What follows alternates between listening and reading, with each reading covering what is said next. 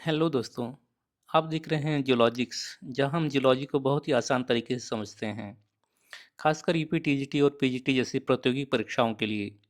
आज इस वीडियो में हम एक बहुत ही महत्वपूर्ण बार ग्राफ को समझने वाले हैं। यह ग्राफ दिखाता है कि यूपी टीजीटी जियोलॉजी परीक्षा में पिछले वर्षों में किस टॉपिक से कितने प्रश्न पूछे गए हैं। अगर हम इस ग्राफ को ध्यान से देखें तो हमें साफ पता चलता है कि कुछ टॉपिक्स से बहुत ज़्यादा प्रश्न आते हैं, जबकि कुछ टॉपिक से कम। इसका मतलब है कि अगर आप सही स्ट्रेटेजी से पढ़ाई करें तो परीक्षा की तैयारी काफ़ी आसान हो सकती है। अब इस ग्राफ को टॉपिक वाइज समझते हैं। सबसे पहले अगर हम देखें एनिमल किंगडम को, तो यहाँ से लगभग 1126 प्रश्न पूछे गए हैं।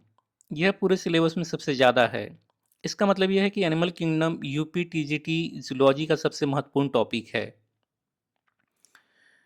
इसमें आपको अलग-अलग फाइलम, उनके जनरल कैरेक्टर्स और एग्जाम्पल अच्छी तरह से याद होनी चाहिए। अब अगर हम इकोसिस्टम को देखें तो यहाँ से लगभग 299 299 प्रश्न आए हैं।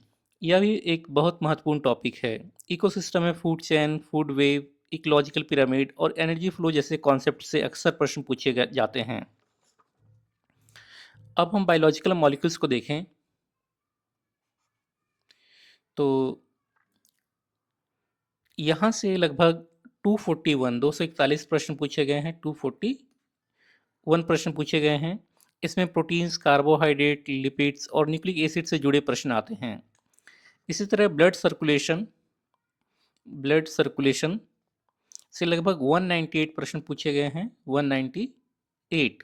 एनिमल सेल्स से 192, एनिमल सेल्स 192 और ऑर्गेनिक एवोल्यूशन से लगभग 185 प्रश्न पूछे गए हैं। ऑर्गेनिक एवोल्यूशन से 185 प्रश्न पूछे गए हैं। ये सभी टॉपिक्स भी परीक्षा के लिए काफ़ी महत्वपूर्ण हैं। इसके अलावा एंडोक्राइन सिस्टम से लगभग 180 प्रश्न पूछे गए हैं। इस टॉपिक में आपको डिफरेंट हार्मोन्स, उनके फंक्शंस अच्छे से याद होने चाहिए। अगर हम न्यूट्रिशन एंड डाइजेशन को देखें तो यहाँ से लगभग 143 प्रश्न पूछे गए हैं। यह भी बार बार आने वाला टॉपिक है। अब कुछ ऐसे टॉपिक्स हैं जिनसे मध्यम संख्या में प्रश्न आते हैं, जैसे इनहेरिटेंस और human genetics, genetic code, nerve conduction.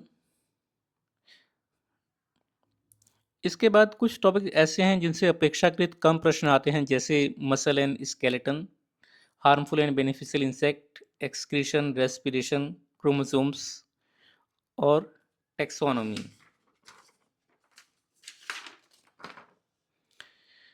अब अगर हम इस पूरे ग्राफ का निष्कर्ष निकालें तो हमें तीन कैटेगरी बनती दिखाई देती है। पहली कैटेगरी सबसे महत्वपूर्ण टॉपिक्स हैं, जैसे animal kingdom, ecosystem, biological molecules and blood circulation. ठीक है, so this is the most important part of the syllabus. दूसरी कैटेगरी है मध्यम महत्व के टॉपिक, जैसे animal cells, organic evolution, endocrine system, nutrition and digestion. और तीसरी कैटेगरी है कम प्रश्न वाले टॉपिक, जैसे टेक्सोनमी, क्रोमोसोम्स, रेस्पिरेशन एक्सेट्रा। ठीक है, so these are less important topics.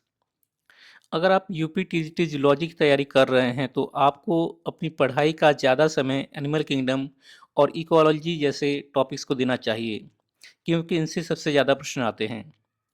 उम्मीद है कि यह ग्राफ आपको स्मार्ट तरीके से तैयारी करने में मदद करेगा। अगर आपको यह वीडियो पसंद आया हो तो वीडियो को लाइक करें, चैनल को सब्सक्राइब करें और अपने दोस्तों के साथ ज़रूर शेयर करें। धन्यवाद।